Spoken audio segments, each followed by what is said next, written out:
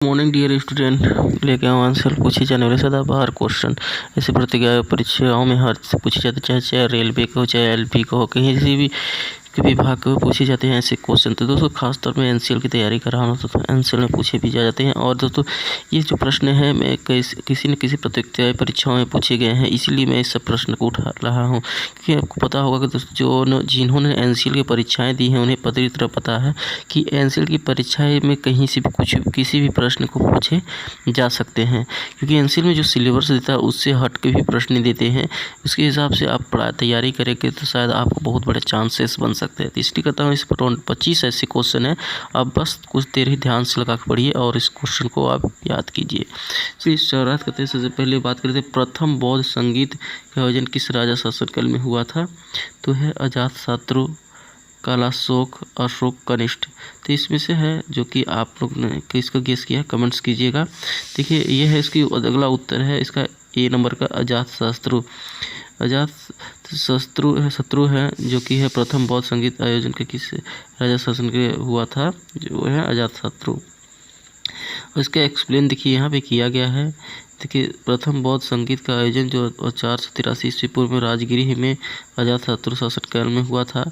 द्वितीय बौद्ध संगीत 383 ईस्वी पूर्व से वैशाली में कालाशोक के शासन में। तृतीय बौद्ध संगीत में 255 ईस्वी पूर्व के पाटलिपुत्र में सम्राट में अशोक के शासन काल में। और चतुर्थ बौद्ध संगीत में ईस्वी के प्रथम शताब्दी में कुंडलवन कश्मीर में कनिष्ठ शासनकाल में आयोजित हुआ था। बहुत देखिए दूसरा क्वेश्चन है निम्नलिखित में से किसकी आरबीसी कब्रिस्तान कहा जाता है। यकृत, प्लीहा, मस्तिष्क और हृदय है। ठीक है, तो ये है क्वेश्चन नंबर बी को है जो कि प्लीहा स्प्लीन को कहा जाता है आरबीसी का कब्रिस्तान।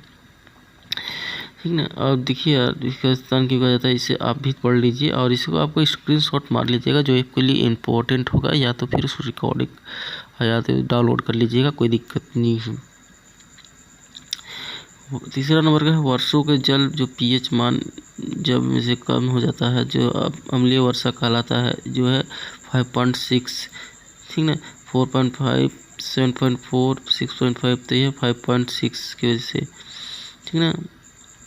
धातुओं का राजा किसे कहा जाता है। धातु का राजा सबको पता होगा, धातुओं का राजा देखिए सोना का ही कहा जाता है। तांबा, सोना, चांदी, पारा इस तरह आपको दिया रहेगा ऑप्शन में, इसमें सोना ही धातुओं का राजा है। अगला क्वेश्चन है लिटमस विलियम किस प्राप्त किया जाता है। लिटमस विलियम किसे प्राप्त किया जाता है। पेटूनिया, हाइड्रोसिन, जीरोसिनियम, लाइनियम किसे कहा जाता है। डी लाइकेन किसे लाइकेन में पाया जाता है। अगला नंबर क्वेश्चन है पूछा गया है 1857 ईस्वी की क्रांति की शुरुआत कब हुई थी। तो ये हुई थी 10 मई 1857 ईस्वी में है। कभी थी 10 मई के हुआ था। वायु में 1 डिग्री से ताप बढ़ाने पर ध्वनि की चाल कितनी हो जाती है। कितनी होती है 0.61 मीटर प्रति सेकेंड की हो जाती है। 0.61 मीटर प्रति सेकेंड हो जाती है। राजकोषीय घाट का अर्थ क्या है। सरकार के कुल राजस्व को और कुल व्यय के बीच का अंतर ही राजकोषीय घाट का अर्थ कहलाता है। इस तरह से 4 ऑप्शन दिए रहेंगे। सरकार द्वारा एकत्रित कुल राजस्व, सरकार के कुल राजस्व, कुल व्यय के बीच अंतर, सरकार का कुल व्यय, सरकार के द्वारा ली गई कुल आधार।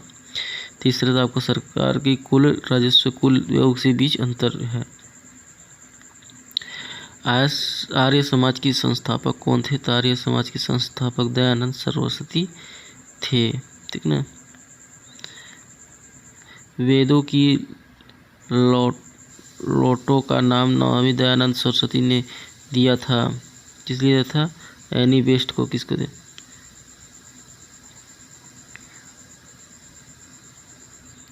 क्वेश्चन थोड़ा ध्यान से। कांग्रेस की पहली महिला अध्यक्ष कौन थी। एनी बेसेंट थी।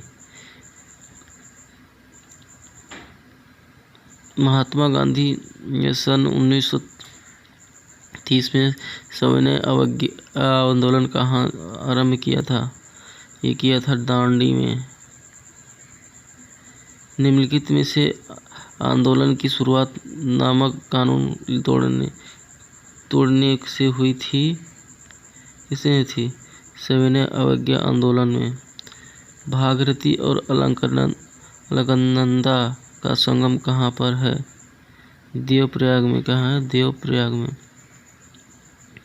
देखिए क्या, भागीरथी और अलकनंदा नदियाँ गंगा की दो प्रमुख स्रोत हैं। इन नदियों का संगम देवप्रयाग में होता है। यही से नदी गंगा के नाम पर जानी जाती है। राष्ट्रीय राजमार्गों के विकास के लिए स्वर्णिम चतुर्भुज परियोजना किसके द्वारा शुरुआत किया गया था? किसके द्वारा था? अटल बिहारी वाजपेयी द्वारा। विश्व की सबसे व्यस्त व्यापारी नदी कौन सी है? व्यस्तम व्यापारिक नदी कौन सी है? राइन। भारतीय अंतरिक्ष अनुसंधान संगठन इसरो की स्थापना किस वर्ष की गई थी? 1969 ईस्वी में की थी।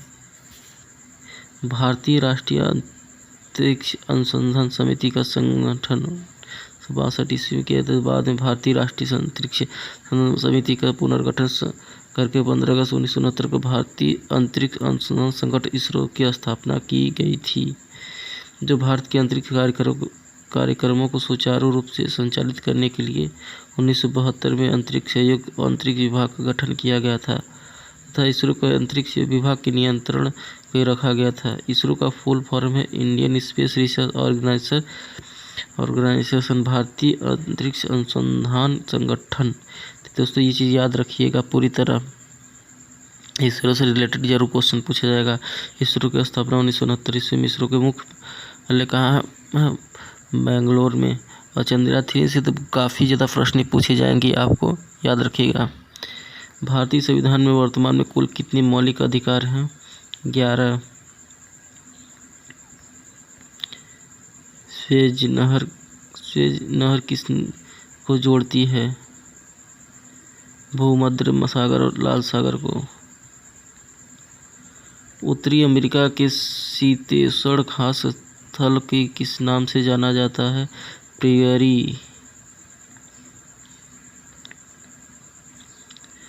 18वां रेलवे जोन का मुख्यालय कहाँ स्थित है?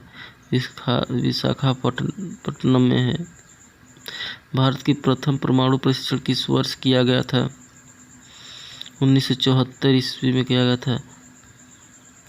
रोलेट एक्ट कब पारित हुआ था? 1919 में।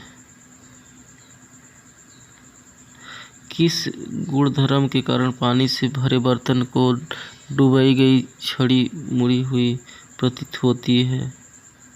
अपवर्तन के। गुरुत्वाकर्षण नियमों के प्रतिपादन किसने किया था? एडिन न्यूटन ने, फैराड ने, आर्किमिडीज ने। न्यूटन ने। त्वरण की इकाई क्या होती है? त्वरण की इकाई मीटर प्रति सेकंड स्क्वायर होता है। तो याद रखिएगा दोस्तों, ये क्वेश्चन सदाबहार क्वेश्चन है, हमेशा पूछे जाते हैं एनसीएल के बच्चों के लिए।